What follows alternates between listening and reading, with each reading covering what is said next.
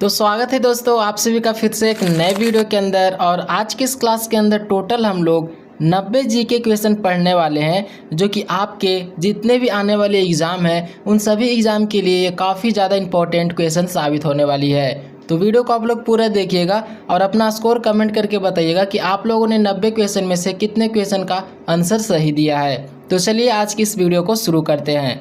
तो हमारा सबसे पहला नंबर प्रश्न है, महात्मा गांधी का पहला आंदोलन कौन सा था। और हर एक क्वेश्चन के अंदर मैं आप सभी को 1 से 2 सेकंड का टाइम भी दूंगा। अगर क्वेश्चन का आंसर याद रहेगा तो आप लोग कमेंट बॉक्स में कमेंट जरूर कीजिएगा। तो इसका राइट आंसर हो जाएगा ऑप्शन नंबर सी, चंपारण आंदोलन। अब हमारा दूसरा नंबर प्रश्न है, ओलंपिक खेल कितने वर्ष में आयोजित होते हैं। ऑप्शन है 2 वर्ष, 3 वर्ष, 4 वर्ष या फिर 5 वर्ष। तो दोस्तों राइट आंसर हो जाएगा ऑप्शन नंबर सी, 4 वर्ष। अब हमारा अगला नंबर प्रश्न है, नासिक शहर किस नदी के तट पर स्थित है। तो ये स्थित है गोदावरी नदी के तट पे। तो राइट आंसर हो जाएगा इसका ऑप्शन नंबर बी। अब हमारा चौथा नंबर प्रश्न है, लखनऊ किस नदी के किनारे स्थित है। लखनऊ शहर किस नदी के किनारे स्थित है। तो ये स्थित है गोमती। तो इसका राइट आंसर हो जाएगा ऑप्शन नंबर ए। अब हमारा पांचवा नंबर प्रश्न है, रेगुर मिट्टी भारत के किस राज्य में सर्वाधिक पाई जाती है। तो इसका right answer option number B हो जाएगा, महाराष्ट्र राज्य में सबसे ज़्यादा रेगुर मिट्टी पाई जाती है। अब हमारा छठा नंबर प्रश्न है, बुद्ध चरित्र ग्रंथ के लेखक कौन से बुद्धिमान हैं। यानी कि बुद्ध चरित्र के ग्रंथ के लेखक कौन से विद्वान हैं। तो इसका right answer option number B हो जाएगा, अश्वघोष। अब हमारा सातवां नंबर प्रश्न है, गुप्त काल में स्वर्ण मुद्राओं को क्या कहा जाता है। तो इसका right answer option number A हो जाएगा, दिनार। अब हमारा आठवां नंबर प्रश्न है, क्षेत्रफल के अनुसार भारत का सबसे बड़ा राज्य कौन सा है। ऑप्शन है राजस्थान, मध्य प्रदेश, महाराष्ट्र या फिर उत्तर प्रदेश। तो इसका right answer option number A हो जाएगा, राजस्थान। अब हमारा 9वां नंबर प्रश्न है, गुप्त काल में ऊपरी किस पद की गुप्त काल में ऊपरी किस पद का अधिकारिक था। तो इसका right answer option number D हो जाएगा, प्रांत का शासक। अब हमारा 10वां नंबर प्रश्न है, ये क्वेश्चन काफ़ी ज़्यादा इंपॉर्टेंट है, एग्जाम में बार बार पूछा जाता है कि नोटबंदी कब हुई थी। ऑप्शन है 2015, 2014, 2015, 2016 या फिर 2017। तो इसका right answer option number C हो जाएगा, 2016। अब हमारा 11 नंबर प्रश्न है, ताप्ती नदी का उद्गम किस पर्वत के श्रेणी से है। तो right answer option number C हो जाएगा इसका, सतपुरा श्रेणी। अब हमारा 12 नंबर प्रश्न है, जीडीपी का पूरा नाम क्या है। तो इसका right answer option number A हो जाएगा, ग्रॉस डोमेस्टिक प्रोडक्ट। अब हमारा 13 नंबर प्रश्न है, विश्व में कोयले का सबसे बड़ा उत्पादक देश कौन है। तो इसका right answer option number D हो जाएगा, चीन। अब हमारा 14 नंबर प्रश्न है, ये प्रश्न काफ़ी ज़्यादा इंपॉर्टेंट है, चोल वंश की राजधानी क्या थी। तो राइट आंसर ऑप्शन नंबर इसका सी हो जाएगा, तंजावुर। अब हमारा 15 नंबर प्रश्न है, प्रयाग प्रस्थित का वर्णन किसने किया है। तो इसका right answer option number B हो जाएगा, हरिसेन। अब हमारा 16 नंबर प्रश्न है, हड़प्पा सभ्यता किस युग की मानी जाती है। ये भी क्वेश्चन काफ़ी ज़्यादा इंपॉर्टेंट है, बार बार एग्जाम में पूछे जाते हैं। तो इसका right answer option number B हो जाएगा, कांस्य युग। अब हमारा 17 नंबर प्रश्न है, लूनी नदी अपना जल कहाँ गिराता है। ऑप्शन है खंबात की खाड़ी, कच्छ का रण, अरब सागर या फिर मन्नार की खाड़ी। तो इसका right answer option number B हो जाएगा, कच्छ का रण। अब हमारा 18 नंबर प्रश्न है, सूरत शहर किस नदी के किनारे स्थित है? ऑप्शन है ताप्ती, नर्मदा, साबरमती या फिर माही।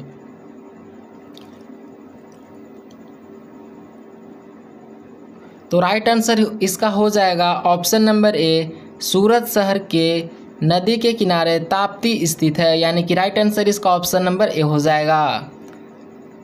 अब हमारा 18 नंबर प्रश्न है और ये भी प्रश्न काफ़ी ज़्यादा इंपॉर्टेंट है, तो इसको हम लोग डबल स्टार लगा देते हैं कि जीएसटी कब लागू हुआ?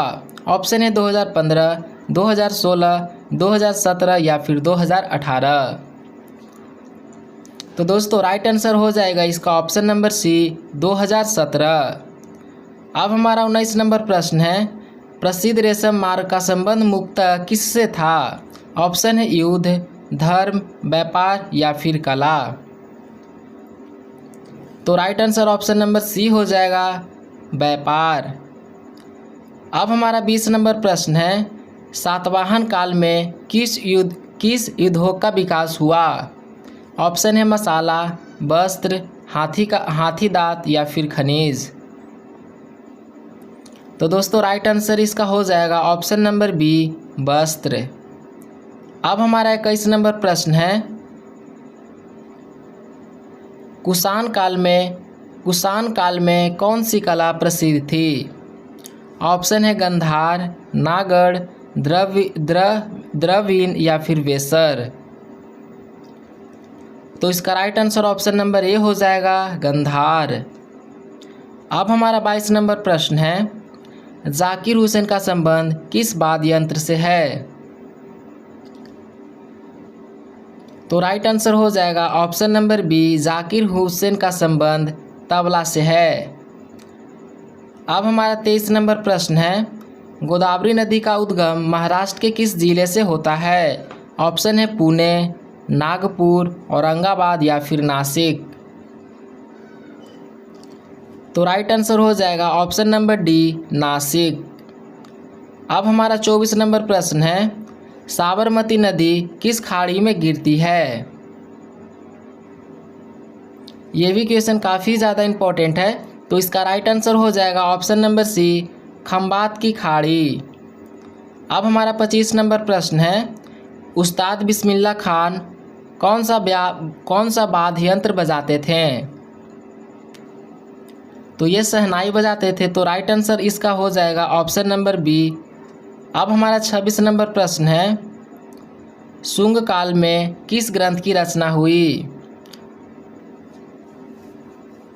तो दोस्तों राइट आंसर हो जाएगा इसका ऑप्शन नंबर डी, मनुस्मृति। अब हमारा 27 नंबर प्रश्न है, ये भी प्रश्न काफ़ी ज़्यादा इम्पोर्टेंट है कि मुद्रा राक्षस के लेखक कौन थे? मतलब कौन है? ऑप्शन ए है कौटिल्य, कल्हन, विशाखदत्त या फिर वानभट्ट।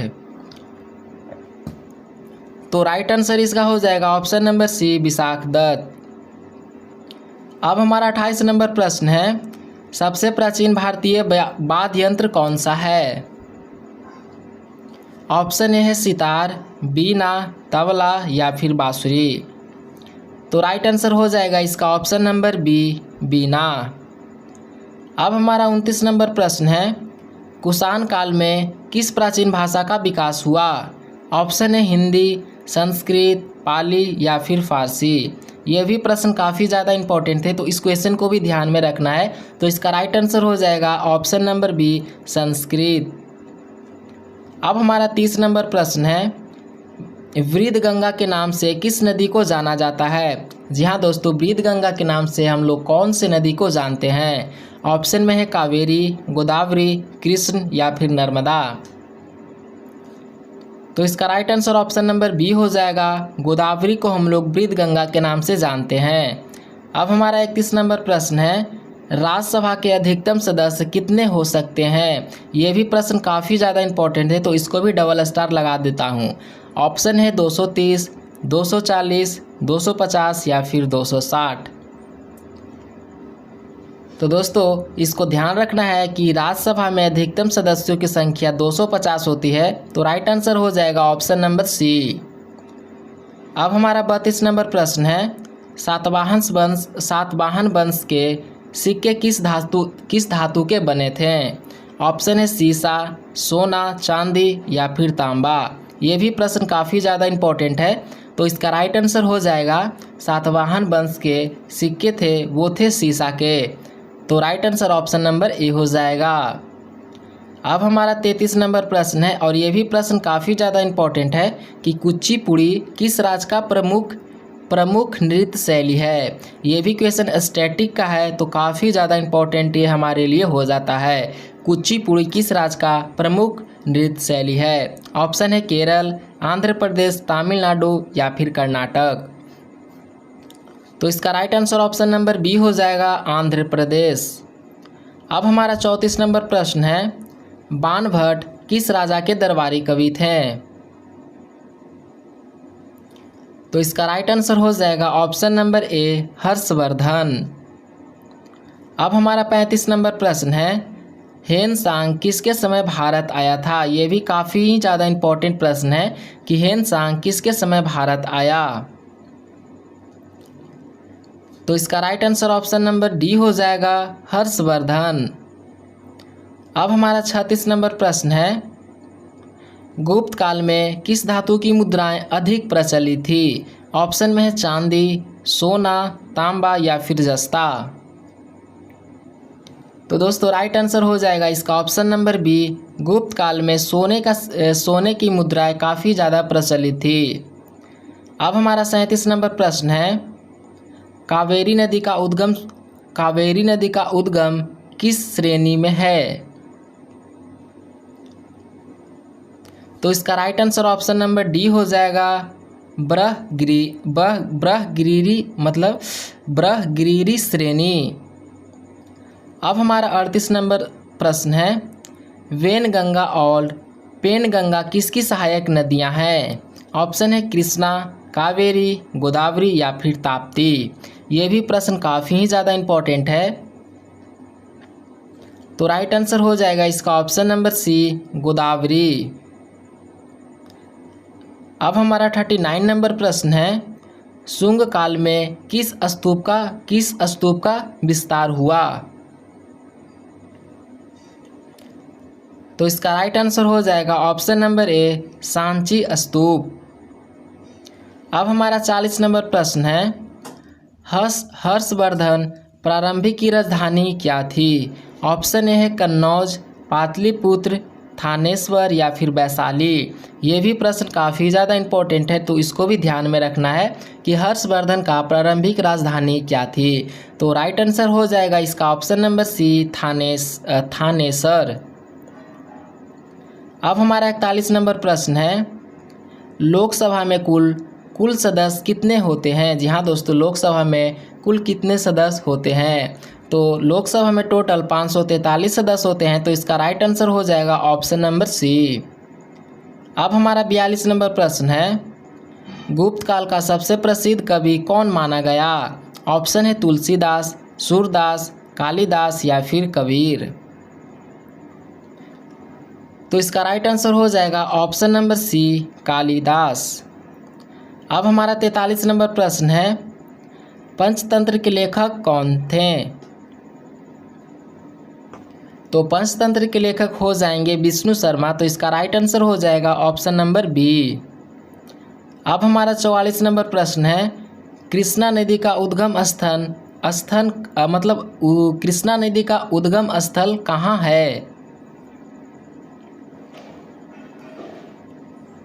तो इसका राइट आंसर हो जाएगा ऑप्शन नंबर बी, महाबलेश्वर। अब हमारा 45 नंबर प्रश्न है, दक्षिण भारत की गंगा किस नदी को कहते हैं? ऑप्शन है कावेरी, गोदावरी, कृष्णा या फिर महानदी। तो इसका राइट आंसर हो जाएगा ऑप्शन नंबर बी, गोदावरी। अब हमारा 46 नंबर प्रश्न है, आर्यभट्ट किस काल के प्रसिद्ध गणितज्ञ थे? तो इसका राइट आंसर हो जाएगा ऑप्शन नंबर ए, गुप्त काल। अब हमारा 47 नंबर प्रश्न है, प्रसिद्ध विजय स्तंभ कहाँ पर स्थित है? ऑप्शन ए है अजमेर, चित्तौड़गढ़, ग्वालियर या फिर आगरा। तो इसका राइट आंसर हो जाएगा ऑप्शन नंबर बी, चित्तौड़गढ़। अब हमारा 48 नंबर प्रश्न है, ब्रह्मगुप्त किस क्षेत्र से संबंधित हैं? तो इसका right answer option number D हो जाएगा, गणित। अब हमारा 49 नंबर प्रश्न है और ये भी प्रश्न काफ़ी ही ज़्यादा इम्पोर्टेंट है कि संविधान सभा के अध्यक्ष कौन थे? तो इस क्वेश्चन का राइट आंसर हो जाएगा option number B, doctor Rajendra Prasad. अब हमारा 50 नंबर प्रश्न है और ये भी प्रश्न काफ़ी ही ज़्यादा इम्पोर्टेंट है कि खजुराहो के मंदिर का निर्माण किसने करवाया था? ऑप्शन है मौर्य, चंदेल राजपूत, गुप्त या फिर पल्लव। तो इसका right answer option number B हो जाएगा, चंदेल राजपूत। और जैसे से आप लोग ये क्वेश्चन देख रहे हो ना गाइस, आपके एग्जाम में सेम टू सेम इसी तरीके के क्वेश्चन पूछे जाएंगे। तो क्वेश्चन को ध्यान में रखना है, खास करके जो भी मैं स्टार मार रहा हूँ उस क्वेश्चन को आपको ध्यान में रखना ही रखना है। अब हमारा 51 नंबर प्रश्न है, कुषाण वंश मूल रूप से किस क्षेत्र से आया? तो इसका राइट आंसर हो जाएगा ऑप्शन नंबर बी, मध्य एशिया। अब हमारा 52 नंबर प्रश्न है, भारतीय संविधान कब लागू हुआ? तो इसका right answer option number C हो जाएगा, 26 जनवरी 1950। अब हमारा 53 नंबर प्रश्न है, आज़ाद हिंद फौज का गठन किसने किया? तो इसका राइट आंसर हो जाएगा ऑप्शन नंबर सी, सुभाष चंद्र बोस। अब हमारा 54 नंबर प्रश्न है, तो अब हमारा 54 नंबर प्रश्न है, भगत सिंह को फांसी कब दी गई? ऑप्शन ए है 1930, 1931, 1932 या फिर 1933। तो दोस्तों इस क्वेश्चन का राइट आंसर हो जाएगा ऑप्शन नंबर बी, 1931। अब हमारा 55 नंबर प्रश्न है, प्रसिद्ध दिलवारा मंदिर कहाँ पर स्थित है? यह भी क्वेश्चन काफ़ी ही ज़्यादा इम्पोर्टेंट है क्योंकि ये सारे क्वेश्चन स्टैटिक का है। तो इस क्वेश्चन का राइट आंसर हो जाएगा option number B, Mount Abu. अब हमारा 56 नंबर प्रश्न है, सूर्य सिद्धांत किससे संबंधित है? तो ये संबंधित है खगोल विज्ञान से। तो इसका राइट आंसर हो जाएगा ऑप्शन नंबर बी। अब हमारा 57 नंबर प्रश्न है, सातवाहन अभिलेख किस लिपि में है? ऑप्शन है यह ब्राह्मी, देवनागरी, खरेष्टी या फिर गुरुमुखी। तो इसका राइट आंसर हो जाएगा ऑप्शन नंबर ए, ब्राह्मी। अब हमारा 58 नंबर प्रश्न है, भारत में खोजा गया सबसे पुराना शहर कौन सा है? ऑप्शन है लोथल, हड़प्पा, रोपड़ या फिर कालीबंगा। तो इसका राइट आंसर हो जाएगा ऑप्शन नंबर बी, हड़प्पा। अब हमारा 59 नंबर प्रश्न है और ये भी क्वेश्चन काफ़ी ही ज़्यादा इम्पोर्टेंट है। ये भी क्वेश्चन को ध्यान में रखना है।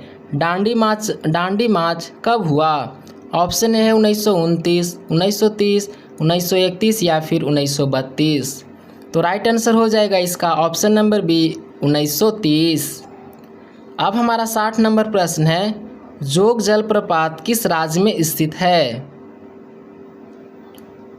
तो ये स्थित है कर्नाटक में। तो इसका राइट आंसर हो जाएगा ऑप्शन नंबर ए। अब हमारा 61 नंबर प्रश्न है, प्राचीन स्थल मोहनजोदड़ो कहाँ पर स्थित है? ऑप्शन ए है पंजाब, सिंध, गुजरात या फिर राजस्थान। तो इसका राइट आंसर हो जाएगा ऑप्शन नंबर बी, सिंध। अब हमारा 62 नंबर प्रश्न है, गुप्त काल में कौन सा धर्म सर्वाधिक प्रमुख था? तो इसका राइट आंसर हो जाएगा ऑप्शन नंबर सी, वैष्णव धर्म। अब हमारा 63 नंबर प्रश्न है, नासिक अभिलेख किससे संबंधित है? तो ये संबंधित है गौतमी पुत्र सातकर्णी। तो राइट आंसर ही इसका हो जाएगा ऑप्शन नंबर डी। अब हमारा 64 नंबर प्रश्न है, अमरावती स्तूप किस राज्य में स्थित है? ऑप्शन है तमिलनाडु, कर्नाटक, आंध्र प्रदेश या फिर केरल। तो इसका राइट आंसर हो जाएगा ऑप्शन नंबर सी, आंध्र प्रदेश। अब हमारा 65 नंबर प्रश्न है और ये भी क्वेश्चन काफ़ी ही ज़्यादा इम्पोर्टेंट है कि फहियान किस राजा के समय भारत आया? तो इसका right answer option number D हो जाएगा, चंद्रगुप्त द्वितीय। अब हमारा 86 नंबर प्रश्न है, शिव समुद्रम जलप्रपात किस नदी पर स्थित है? तो इसका right answer option number D हो जाएगा, कावेरी। अब हमारा 67 नंबर प्रश्न है, भारत छोड़ो आंदोलन कब हुआ? तो इसका right answer option number C हो जाएगा, 1942। अब हमारा 68 नंबर प्रश्न है, नालंदा विश्वविद्यालय की स्थापना किसने की? ये भी क्वेश्चन काफ़ी ज़्यादा इंपॉर्टेंट है, तो इसको भी डबल स्टार मैंने लगा दिया है। और इस क्वेश्चन को भी ध्यान में रखना है कि नालंदा विश्वविद्यालय की स्थापना किया था कुमारगुप्त ने। तो इसका right answer option number C हो जाएगा। अब हमारा 69 नंबर प्रश्न है, भारत छोड़ो आंदोलन भारत पर आक्रमण करने वाला प्रथम मुस्लिम कौन था?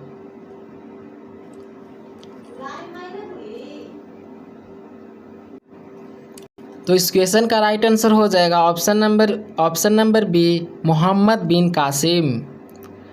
अब हमारा 70 नंबर प्रश्न है, गुप्त काल की सबसे प्रमुख विशेषता क्या मानी गई? तो राइट आंसर हो जाएगा ऑप्शन नंबर डी, संस्कृति मिश्रण। अब हमारा 71 नंबर प्रश्न है, 1857 की क्रांति कहाँ से शुरू हुई? तो इस क्वेश्चन को भी ध्यान में रखना है, काफ़ी ज़्यादा इंपॉर्टेंट है कि 1857 की क्रांति कहाँ से शुरू हुई। तो गाइज ये शुरू हुई थी मेरठ से। तो इसका राइट आंसर हो जाएगा ऑप्शन नंबर सी। अब हमारा 72 नंबर प्रश्न है, गुप्त वंश का संस्थापक कौन था? और ये भी प्रश्न काफ़ी ज़्यादा इंपॉर्टेंट है, गुप्त वंश का संस्थापक कौन था? तो ये थे श्रीगुप्त। तो इसका राइट आंसर हो जाएगा ऑप्शन नंबर ए। अब हमारा 73 नंबर प्रश्न है, ताजमहल का निर्माण किसने करवाया? ऑप्शन है अकबर, बाबर, शाहजहां या फिर औरंगजेब। तो राइट आंसर हो जाएगा ऑप्शन नंबर सी, शाहजहां। अब हमारा 74 नंबर प्रश्न है, धुआंधार जलप्रपात किस नदी पर स्थित है? तो ये स्थित है नर्मदा नदी पर। तो इसका राइट आंसर हो जाएगा ऑप्शन नंबर ए। अब हमारा 75 नंबर प्रश्न है, कनिष्क की राजधानी क्या थी? तो राइट आंसर हो जाएगा ऑप्शन नंबर बी, पुरुष पर। तो इसका right answer option number B हो जाएगा। अब हमारा 76 नंबर प्रश्न है, गुप्त काल में श्रेणी का अर्थ क्या है? तो इसका right answer option number A हो जाएगा, व्यापारी संघ। अब हमारा 77 नंबर प्रश्न है, कनिष्क ने किस बौद्ध संगीति का आयोजन किया?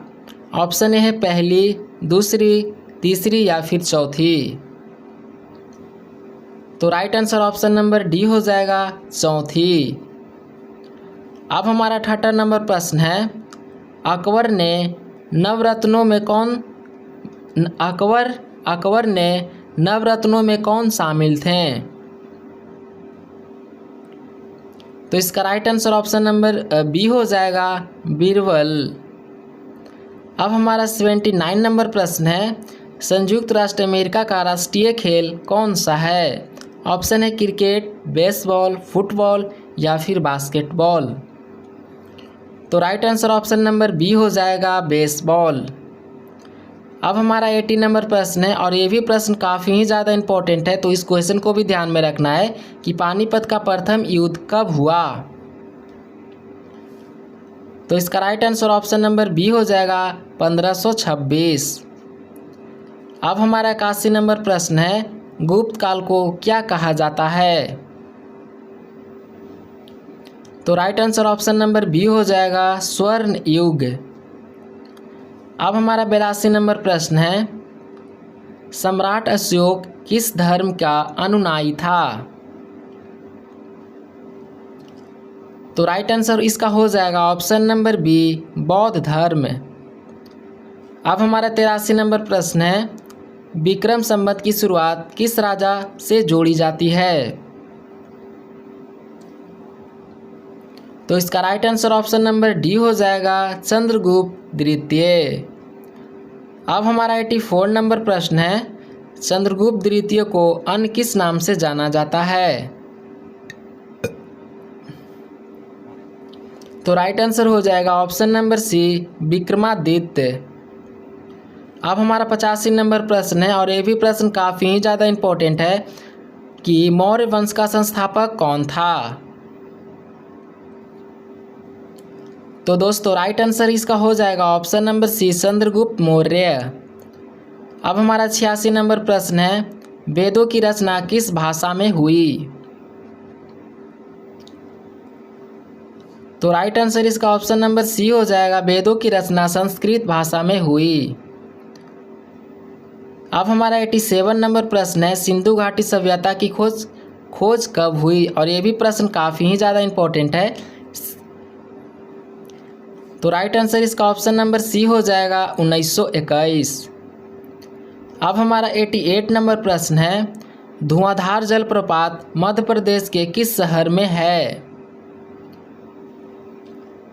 तो इसका right answer option number A हो जाएगा जबलपुर। अब हमारा 89 नंबर प्रश्न है, प्रसिद्ध जगन्नाथ मंदिर किस राज्य में स्थित है? तो इसका right answer option number B हो जाएगा उड़ीसा। अब तो दोस्तों हम लोगों ने 90 क्वेश्चन के आसपास कंप्लीट कर लिया है, सिर्फ एक क्वेश्चन कम हो गया है। तो दोस्तों आप लोग कमेंट करके बताइए कि इतने क्वेश्चन में से आप लोगों ने कितने क्वेश्चन का राइट आंसर दिया है। अपना स्कोर कमेंट करके ज़रूर बताइए। और वीडियो अच्छा लगा होगा तो वीडियो को लाइक कर दीजिए। चैनल पे पहली बार आ रहे हो तो प्लीज़ चैनल को भी आप लोग सब्सक्राइब कर लीजिए।